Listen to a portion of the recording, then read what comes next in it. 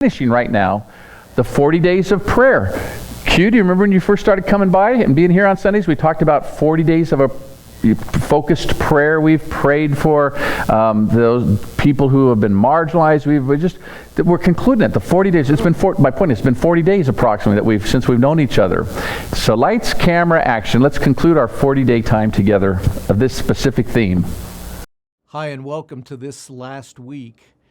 I want to invite you to be praying with me for the peoples of the world and the mission that we're on. You know, in Matthew chapter 9, we're familiar with this vignette where Jesus is looking at the crowds. They're hurting people, they're lost, and he has compassion on them. He feels for them that they are a sheep without a shepherd. And he turns to his disciples and says, the harvest is ripe. It's his compassion that looks on hurting ones and needy ones and lost ones and says, this is a harvest. And he turns to his disciples and says, pray with me that the Lord of the harvest will raise up workers to enter in and reap what's there to be reaped. And that's what we want to do this week. We want to recognize that this mission is Jesus' mission. It grows out of his compassion.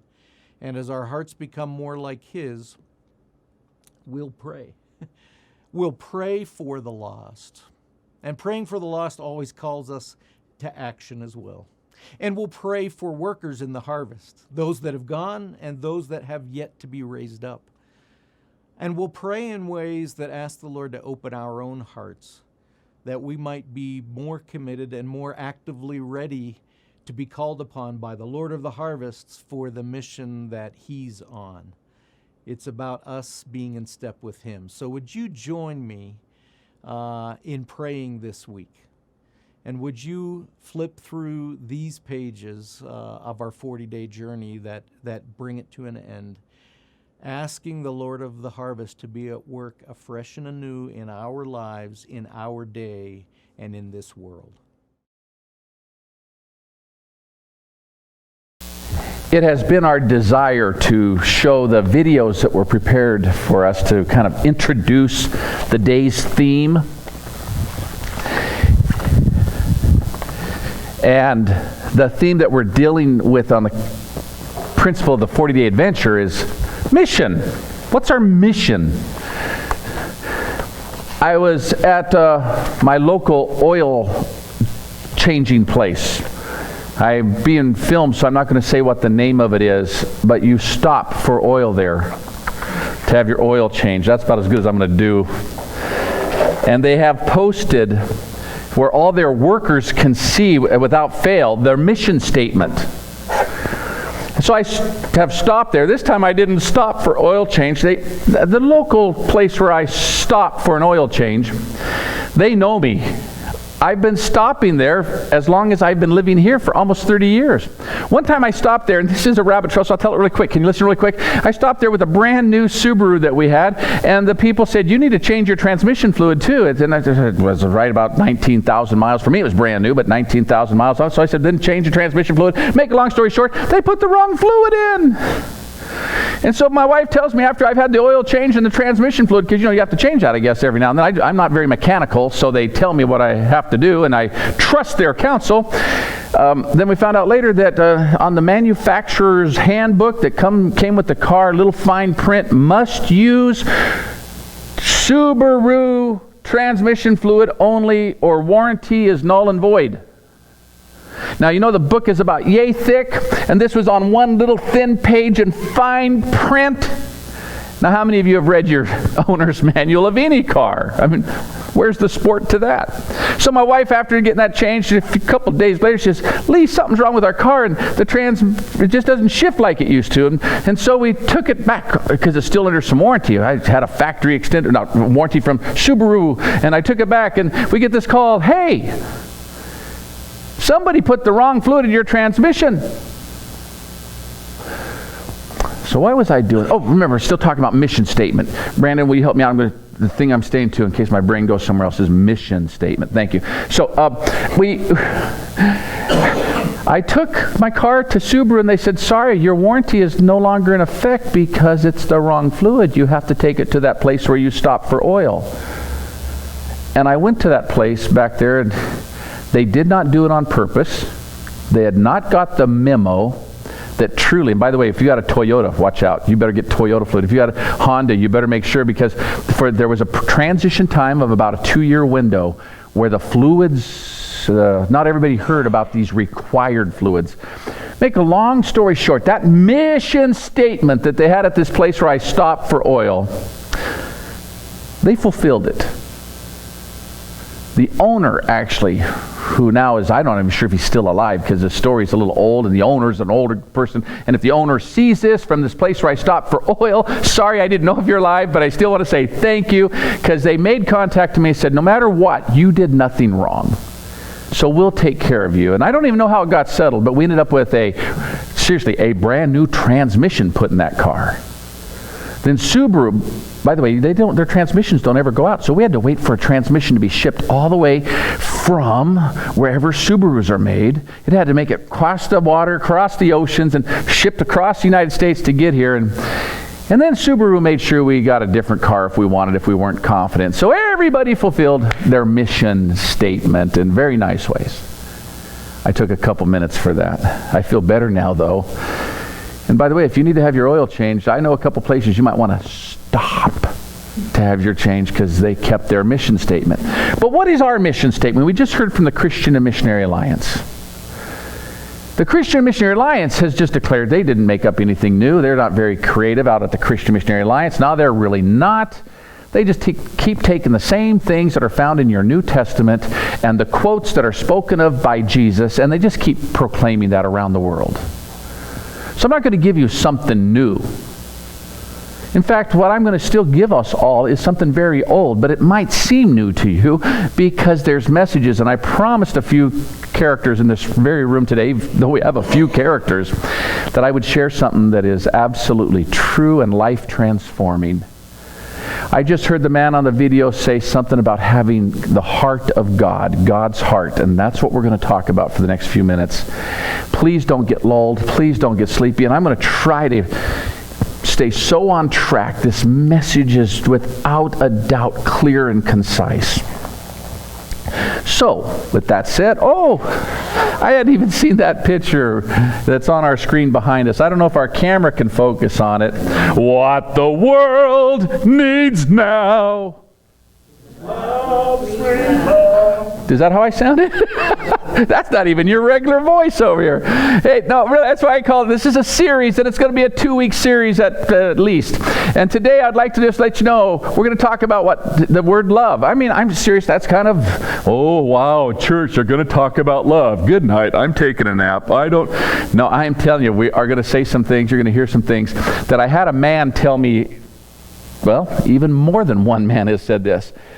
Pastor Lee, if I had known what you've told me now, I would still be married to my original spouse, my original wife. Yeah, we still have this teaching that men marry women, women marry men, and the reason we have so much other drama is because it hasn't been working out very well for most people, a man and a woman being married, so they're finding love wherever they can, finding love in all the wrong places, moving on, but they're going to do the thing around that love hasn't been working out so well. But I do want you to know, a good man and a good woman will end up having a good marriage. That's the start of a theme. But being good will be an issue. What the world needs now, we're going to talk about the concept of love. And this should take me to the next slide, please. I'd like to do a test of what love is. And this time, there's a word up there that looks weird. It's not a word we use in our common language because it's not really an English term. Agapeo. Agapeo is a Greek word, and the Greeks have numerous words that can be defined that we just simply call love. They have phileo, which we would define as brotherly love. That's where we get Philadelphia, brotherly love, the city of brotherly love. You could have phileo, eros, and we call that sex. That's where we get the word erotica, eros. But it's sexual attraction. Then we have Okay, in-los. No, in-los. You know what that is, Scotty? In-los? It's a special kind of love you have for your mother-in-laws and your father-in-laws. Your in-laws. I made that up some time ago, and when there's a large crowd, they really get excited. So, okay. No, and then there's one called agapeo, which when we read the word love in our Bible that we're going to read today, in our Bible, I looked it up too, so you guys all look on your cell phones if you want. You're going to find out that the words we're referring to when we defined it in our New Testament as the word is used as love, it's agapeo, or some form of agape. Agapeo. And agapeo, Quentin, is actually called God's love. A godly love. And those of us who call ourselves Christian are called to understand and know the definition, and to practice the definition, and to live out the definition of what is godly love, or agapeo. And it's not up for a vote. I'll say it to you right now. If you and I don't practice agapeo, if we don't have in our heart godly love, if all we have is eros, we have signs all around now. You know, it's all the different colored rainbows and all this thing about rainbows and all this. Just let people love each other. And we have a big sign right out on one of our main highways. As a bus driver, I get to see it as I'm driving up and down. And it just says, love is love. Well, the sign is true. But this culture, our world, has a lot of incomplete definitions of love. What are songs most often written about? Or you have songs on the radio, no matter if it's Western. I tell you what, there's one genre of music that doesn't talk about love as much, and that's rap. No, really rap. Just know that. Hey, don't know about genres of music? Rap. Listen to your rap songs. They very seldom are really talking about what love is. They talk about a bunch of other nasty, bad stuff, generally rap. But most every other genre of music, love is a primary theme. So we use the word a lot in our culture, don't we? But do we have the word love by God's definition? Do we even practice godly love? And so I'm going to take us to the next slide, please. I want to go 1 John chapter 4. Let's just let the scriptures establish the foundation. It's not going to be, guys, and by the way, I read this when I was young, and it haunted my heart. I remember reading this when I was just a young high schooler, and I understood enough of it. It was interesting. Would you join me in prayer, please? Lord God, may we understand what you have to say, at least to some degree, and may our hearts be touched and moved by it. Maybe in the end of this day, may our hearts be filled with agapeo, godly love. Amen. So I'm just going to pick up in this passage from 1 John chapter 4, and I'm starting at verse 7. It's going to, and again, let me tell you, the words in here are agapeo, or some form of that Greek word. So it's godly love is what we're talking about. Beloved, let us show godly love to one another. For love is of God, and everyone who loves is born of God and knows God. Wow, there it is. If I'm a loving person, I must be born of God. And by the way, there's a bunch of people running around. They claim they're loving people. Except you discover they're loving as long as you agree with them. We've got some people who just left this building. By the way, we probably won't see you because you have left and you have declared, I'm unloving. It's really sad. I'm still here. And those who choose to end relationships and walk away from them, really, who's being unloving? Please think about it. God's people don't walk away because God's word says we're even supposed to express love, as God defines it, to those who hate us, to those who don't like us. So I just want to say, a lot of people claim they're loving, and what you find out is they only love the ones who agree with them. They only love the ones who are like them. They only love some. And then by the way, have you ever noticed how some people turn? Oh, they're the teenage years. I was not a nice teenage boy. And I admit that to my family, who sometimes people don't let people change or grow. And I still have some family members on my own side who see me only through the eyes of when we were young. And as a young boy, I was not a nice teenage boy. I thought love was when I really wanted a girl. You know what I mean? Can you close up and all that? A close up? When you really want something, you must really love it. When you want something so bad, that's all you think about. I must really love it. That just means I really want it. whatever it is. And someday you might, today what you wanted really bad, tomorrow you might not want it anymore. But you'll find out godly love doesn't work that way. So let me go back to still. Right now, people think they're loving, but they're not so much. So I'm going to keep reading. He who does not love does not know God, for God is agapeo. The essence of God, the Creator, is whatever agapeo means. Now, I promise you, Brandon, I'm going to give you a definition before we're done. Right now, I'm just trying to show you a foundation. This agapeo is an absolute. And it's not an absolute simply for those who call themselves Christians. It was meant to be an absolute for all humanity, that all humanity would love in the way their Creator does. Agapeo, godly love. Verse 9 of chapter 4, 1 John says, In this the love of God was manifested or shown towards us, that God has sent His only begotten Son into the world that we might have life or live through Him. In this is love, not that we loved God first, but that He loved us and sent His Son to pay the price for our sins. Wow. Beloved, if God so loved us, we ought to love one another. That's just basic math. When I read my Bible, I wonder how preachers got so weird. This is just like totally cool reading. Beloved, since you've been loved like this, see, even the word open with beloved, you know what beloved means? Since you are loved like God loves, you should show that to others. Duh. Do we? Not. We don't very often. That's why we have so many different places, and they all call themselves churches. And most groups calling themselves churches often got established by not expressing godly love to each other. They started over division. No one has seen God at any time, but if we have agapeo for one another, God is with us. And His love has been perfected in us. By the way, I want to share something with you. If you don't have agapeo in your heart, godly love, if you don't have, you might not have God there. You can sit in your churches day in and day out. You can observe rituals day in and day out. You can find comfort in your buildings, in your structures, in your styles. But if agapeo does not dwell in you, God is not there. And that's why our theme is godly love is a must or an absolute. And we have seen and testified that the Father has sent His Son as Savior of the world. Whoever confesses that Jesus is the Son of God, God has to abide in Him, or they would not know it. And we know and believe the love that God has for us, for God is love. They say it again right here in John chapter 4. God is love, and he who abides in love abides in God, and God in him. What I want to make sure is clearly stated, and another passage is going to show it even, I think, in clearer words.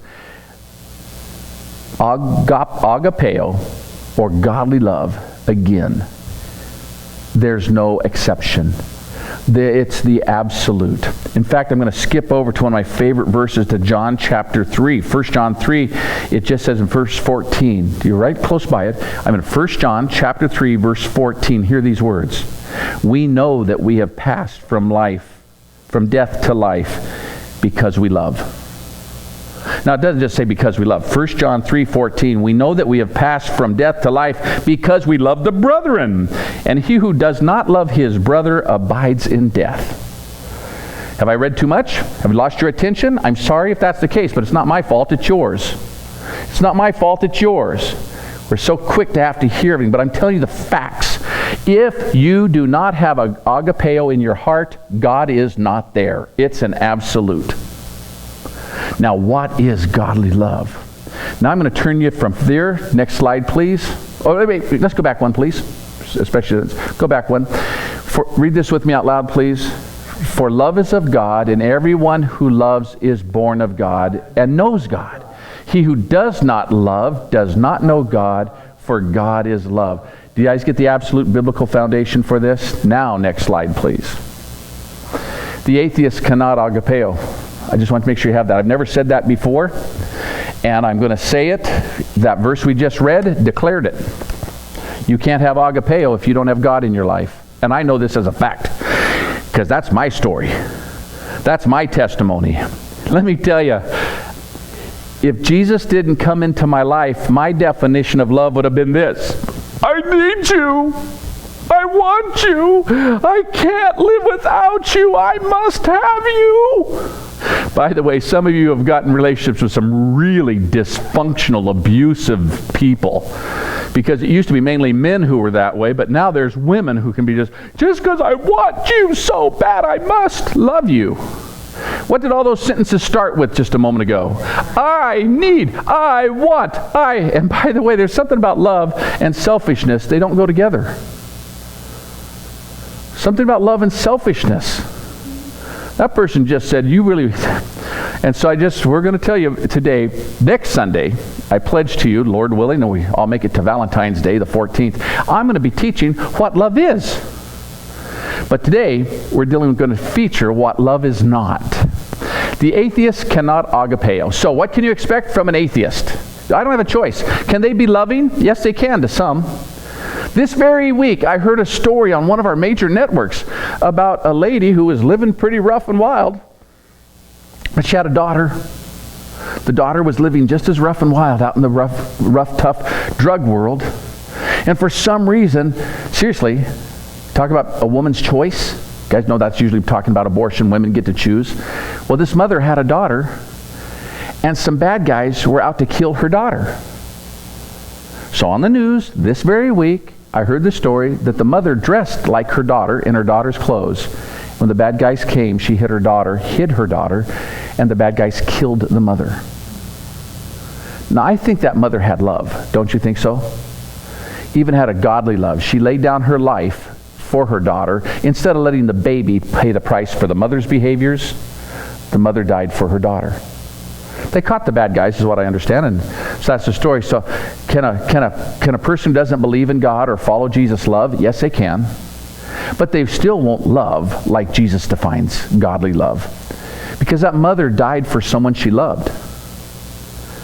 Jesus died for people who didn't love him. So there's another type of love. And so Jesus himself is the one who said, you love those who you naturally love, and that's what the world does. But are you willing to show your love to everybody? Because that's what my people do. Jesus said that, and that's different. Can you put everybody first? Wow. So the atheist cannot agapeo. Humans will always have a conditional love, and I've also noticed this. Guys, watch. Hey, humans quickly hate, don't they? Next slide, please. We'll go quick.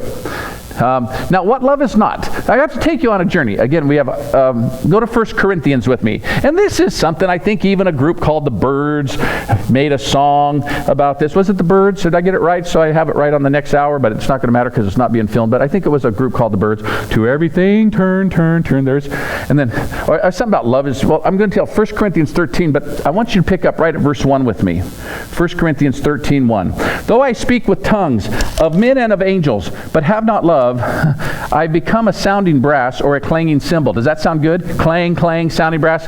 Though I could speak with angels' tongues, but have not love, I'm just making noise. Verse 2. And though I have the gift of prophecy and understand all mysteries and all knowledge, and though I have all faith so that I could remove mountains, but I have not agapeo. What am I? It says, I'm nothing. So again, there's no excuse. You Christians who are not, you call yourselves Christians at least, who are not expressing a life of agapeo, godly love, you better go back into your heart and look again, because there's a lot of people who say a lot of words. Many of us are on platforms, and if we don't have agapeo as the heart behind the words, we're nothing. And though I bestow all my goods and feed the poor, and though I give my body to be burned, but have not agapeo, it profits me nothing and others nothing. So did you all follow it? Today's primary one, agapeo is not an option. It's not just for some. The fruit of the Spirit begins with, for the fruit of the Spirit is, which is agapeo, godly love. It's a must. Now here it is, what love is not. And by the way, some of you who might not be here next week, love is the opposite of what I'm about to say, but I'm going to emphasize what love is not. So it says here, love is patient. Love is patient. Hey, love is patient. Have you ever found people not being very patient with each other?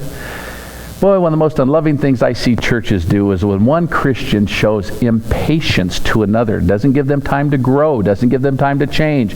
They're just impatient. So love is not impatient. Love is patient, willing to wait. Oh, I just saw I was crying this morning. I really was. Do you guys know the name of Steve Irwin?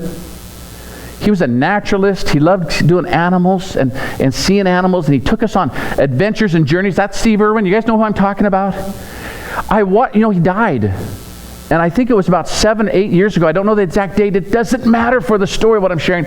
He died, and he died leaving 2 young children behind. A young boy and a young girl. The girl is like a year or so older than the boy. And he left his wife behind. And this Steve Irwin, down under, I guess they have a zoo in Australia. Because this morning I got to go through time a little bit. Because the daughter is now 22 years old. And she met a guy who's, and so talking about love and all this, they're in love. And I got to watch the episode of the wedding they had. And their wedding actually got stopped by the COVID-19 crisis. And they were going to get married in April of last spring, but the COVID-19 hit over there. And make a long story short, it was so fun to see a man and a woman, a young man and a young woman, excited and in love with each other. And they were 2 people obviously showing good character, and they did, and life continued. And the picture at their wedding. Oh, by the way, talk about people in our culture, rude people. By the way, if you're rude, you're unloving. You're going to find that out in a minute. As they were just getting ready to have their outdoor wedding, they were going to have 200 guests there, but COVID limited to their government said you could only have 5 guests. But they still set up the outside of the zoo, and all the animals were around. It looked like a Dr. Doolittle wedding. It was so, and here comes the bride just starting to walk down, and her brother's escorting her because Dad's not there. And there's a big picture of Dad up to the side, and the whole show showed us what it was like building up to the wedding. And just as they're coming down, whoompa, whoompa, whoompa, whoompa, whoompa, whoompa, whoompa, here comes a helicopter. Paparazzi showed up and came fluttering that helicopter right over the wedding area and scared all the animals. And so all these animals that was part of her backdrop for her wedding, they ran and hid, and all the people that were there, should we say 5 were at the wedding, the law said officially, but the employees got to be at the zoo. The employees grabbed all the flowers in the archways, and they ran into a building, and they had to restart the wedding in a building. And can you imagine paparazzi uninvited showing up, and especially with a helicopter? Probably the people in that helicopter probably felt pretty bad too, since blew everything up. But I saw the wedding. What's that got to do?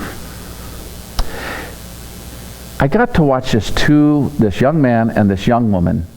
They truly do have agape for each other. Because they waited 7 years. They waited for each other's journey. They were attracted to each other.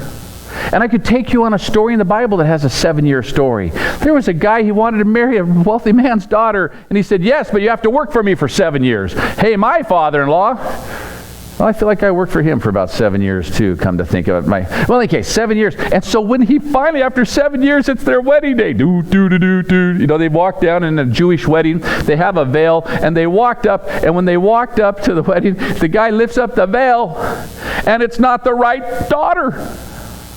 But can you imagine that? See, the veils, in those days, veils really hid their face. This is Middle East. Have you guys ever seen the Middle East people wearing veils, the women wearing veils? You really don't see their face. You just get to see some of the eyeball. They look out the eyes, but it's darkened.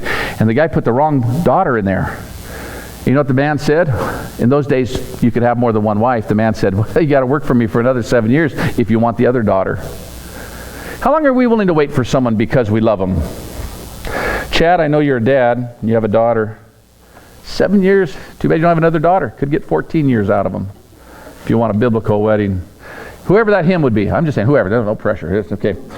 Though I speak, okay, back to this. Love is patient and it is kind. I have seen people who are married and the last thing they're showing each other is some form of kindness. They have lost it. And by the way, if you're married to someone who is brutal, abusive, that's not a marriage. That's just bondage.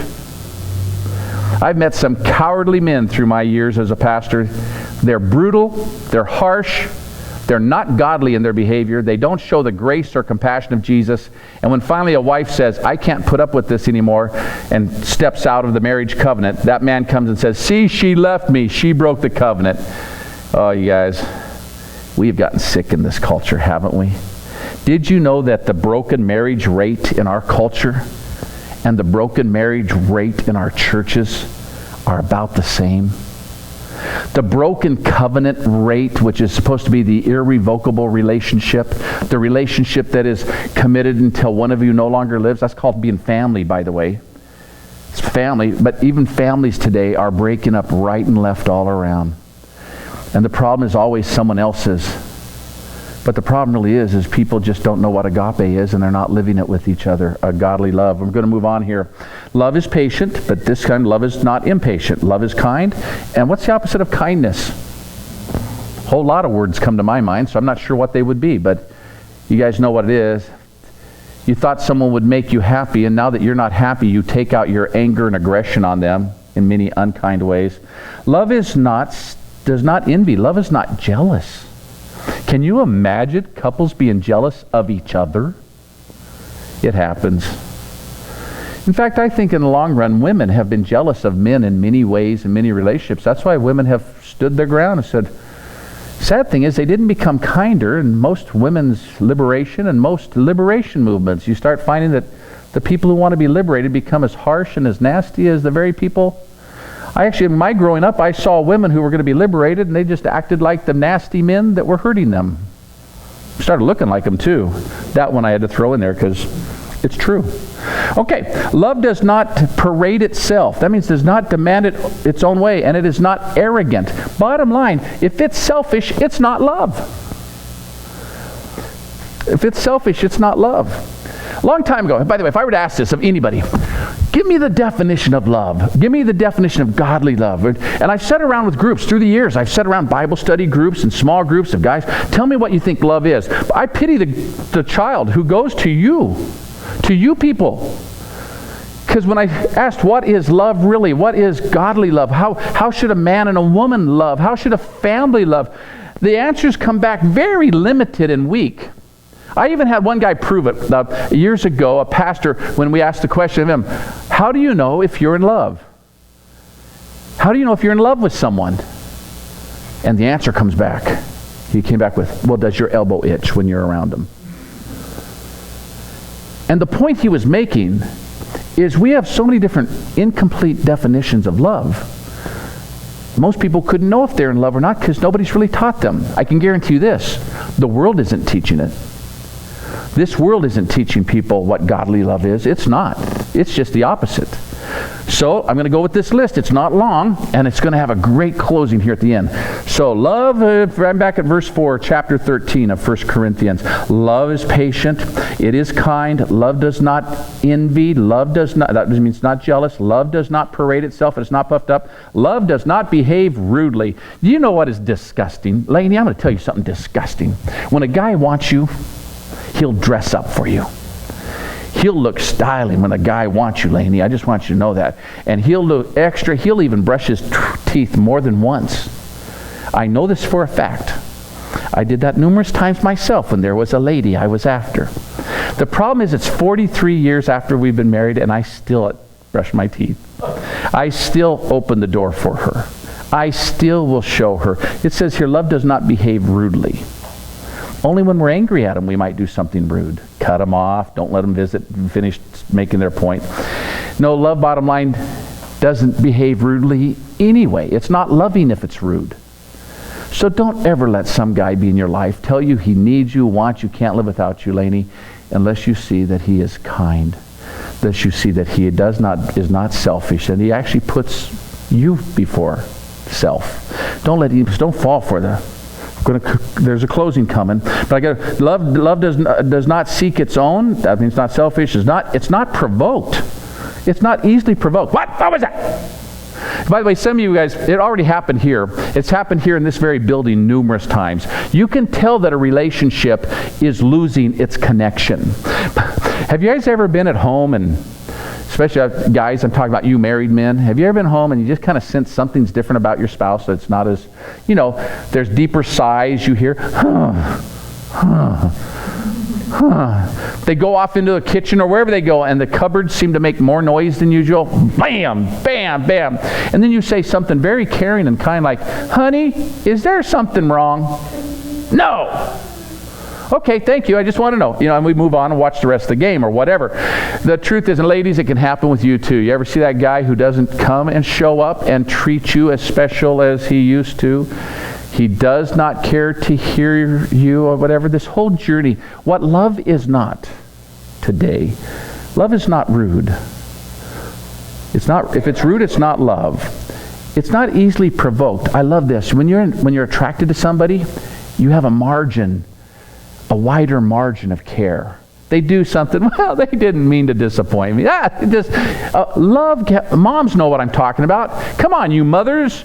Your children do wrong things, but you love them because love gives a big margin. Guess what happens when you have a very little margin and you start just seeing the negative in someone? Because it goes on to say here, love does not thinks no evil. So not only does it not easily provoked, love does not think of someone in a bad direction. I have a phrase that we use in our friendships. By the way, you're not my friend unless you agree to this. And I'm not your friend unless you agree to this. Are you ready, Quentin, if we're going to be friends? Are you ready for about friendship? I'll know you're my friend when you will assume the best in me. You hear someone else talk. You hear other things said. A friend assumes the best. Doesn't think, no, but I'm not done with this statement. Got to hear the whole thing or I'll be out of balance.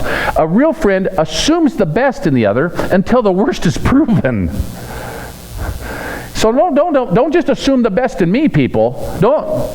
I'm just a regular guy. I've yet to meet a person who wasn't. Some of the nicest looking people I've ever met, you find out they had a dark side to them. So I just want you to know, if you have love will assume the best in the other one, but still keep your eyes open and question.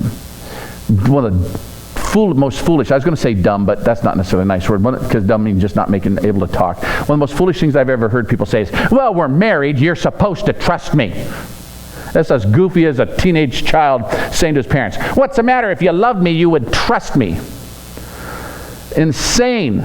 The Bible never tells anybody you have to trust them. The second thing, the Bible never tells anybody to trust yourself. I want you to know, friends and love will assume the best in someone, but they'll keep their eyes open and watching. Lady comes to me and says, my husband, I'm concerned whether he's being faithful or not. And he says, I'm supposed to trust him because we're married. Of course, he's not showing up when he said he would. A lot of missing things, strange messages left on his phone. And next thing you know, he wasn't being faithful. No. Love doesn't think evil, but love still keeps its eyes open. Just like a parent needs to keep their eyes open even with their children. You don't trust anybody just because you're family with them. Back to this. Love does not rejoice in sin, but rejoices in the truth. That's a big one. If you have a relationship that's asking you to sin, it's not love. If you have someone who's asking you to do something that you believe is a sin, they're not loving you. That was too fast maybe, and I'm saying in conclusion, but there's people out in our world who will try to get you to sin against your own conscience and against your own values. And if they're doing that, they're not loving you. They're just wanting you. If you're sinning, if you're leading someone to sin, it's not love, it's lust. By the way, we were leading to that all along.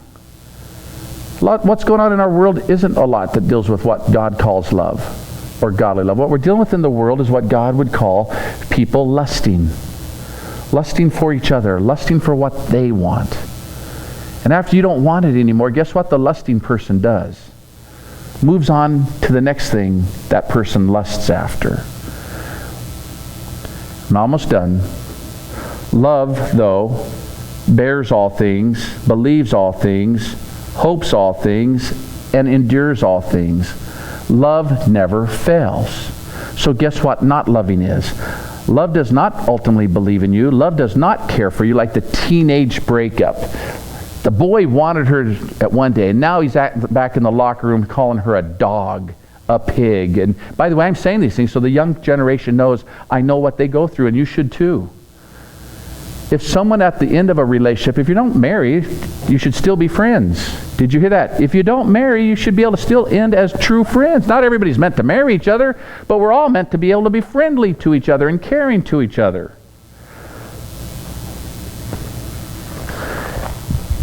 What love is not. What love is not is the opposite of everything that love is. So let me tell you, watch out for it. Love can be counterfeited. You go to your local car dealership and you walk up on that lot, someone's going to approach you. And how are they going to treat you? Come on, have you guys been there? In our local area, there's a car dealership called some Chevrolet dealer. I can't give the whole thing. But and make a long story short, they did commercials that over and over again, people had bought a car at their dealership, and the commercial would show, I went to this dealership and I made a friend. Duh, you bought the car. So one day I was meeting with people getting prepared to get counsel. I said, here it is. Here's the nugget. Love is a character issue. The traits we just read, everybody knows how to behave that way when you want something. But every trait we just read, love is patient, love is kind, love is not jealous, haughty, boastful, proud, arrogant, rude, that's not a behavior meant to be. It's supposed to be your character. It's who you are, whether you have someone in your life or not. Love is something you are in your heart first. Back to when that's got to be what's in your heart. And it's a character issue. Everybody knows how to use kindness to try to persuade someone to give them what they want. Talk to your insurance salespeople. They could be nasty, mean, foul people on the side, but they'll be kind and clean. I was at a car dealership. Guy gets in the car. I rode my motorcycle there, so I'm wearing my leathers. He can't see my back patch that says Christian Motorcycle Association. I've got my leathers on. And the guy comes walking up. He goes, well, how the blank are you today? And that blank was a cuss word because he thought I was probably some tough-looking biker. And I said, well, I'm doing fine, thank you. He goes, I see you know a good car when you see it. It was a yellow Camaro. And so I was interested. I'm not going to buy it, but I sure wanted to give it a test drive. The guy gets in the car with me, and we're taking a ride around, and he's got to find out what I do for a living, so if I can buy it or not, if I have a job even. And he says, what do you do for a living? I said, well, I'm a pastor. And he goes, well, praise the Lord, I'm a Christian too.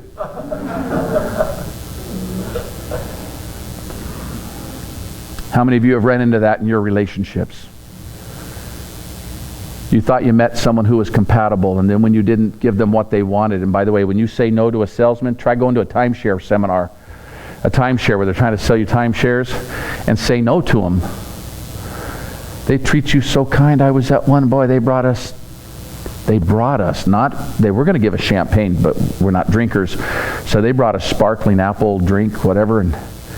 But when we finally said, no, we're really not going to do this, the man looked at my wife and said, what's wrong with your husband? He goes, I think I know you understand a good deal when you say, but what's wrong with your husband? Oh. And this is a pastor thinking, this guy is now stepping, and he tried even using anger and insults to persuade us to buy. And then when he got the message, we were saying no. He wasn't kind. He got up and stomped out and just left us sitting in a room. We found ourselves our own way out, and we still got the free gifts. Okay, so with that, what love is not. Love is not lust. They're far removed from each other. Love is not sex. And yet, in our culture, you keep hearing the words, we're making love. And sometimes people are doing the absolute opposite of what love is, and they're having sex. Because if you were really genuinely two people making love, you wouldn't kill the unborn baby that you created. You'd be wise enough and mature enough to know the value of lives, each other's and others. Simply put, if you're a person of bad character, you cannot love with godly love. You can't. I'll say it again. A person of bad character can look loving, can act loving, and will be loving towards some while being very unloving towards others. And I live in a world myself where I get to see some folks, and no matter who sees this, they're going to have to deal with, do they even have the character to love? And so Lainey, if you came to me and said, Pastor Lee, I want to know if I'm in love, I'd first have to ask you, do you have the character? Is your character that of being patient, kind, not selfish, not boastful, proud? Are you avoiding that which is evil? And if you have the character, that's your character, then you might be in love because you would know what love is. And my next question would be, now tell me about this one you love. How old are they? How mature are they? No, I'd just say, do you know their character? Because a person of bad character cannot express a life of godly love. Did you follow that too, Brandon? Did I promise you that that's something you can think about? You got to know their character. So I have this, and this is the closing. I know this is your epilogue. So I meet with people before they get married and get a chance. And what I want to find out is, do they know each other's character even? Some people let people into their lives, into their bed, they're going to even marry these folks, and they haven't even done a character check on them. They haven't done a background check on them. And so, do you know the character? And so I say this to the bride-to-be. Ma'am, you're going to marry him. First of all, is he kind? Well, he's kind to me. Okay, but how does he treat others? Oh, you want to see how he treats others. He gets angry, he gets mad, he strikes out with terrible words. And okay, have you found him to be honest or dishonest? I mean, character traits. Oh, he's honest with me, but I sure see him lie. He calls work and tells the workplace lies. And so we start going to this, well, is he compassionate? Is he whatever? Is he peaceful? Is he all the traits we just read in the Bible? And the woman always says, well, he does all that for me, but he doesn't do it for others. Is he cruel? Is he cruel? Or is he, and no, you ought to see what he does to the dog, but he doesn't do that to me. And the final word is, yet. Because he wants you now. But there may be a day he doesn't want you. And in this very room, guys, gals, to the audience, we should check our character. And for me to be a man of good character, it'd take a miracle. I was raised not to be a man of good character. I was raised to be a man that's like most of the men in this world I get to see. For me to have good character would take a miracle. And you can only go to God for miracles. Join me in prayer. Heavenly Father,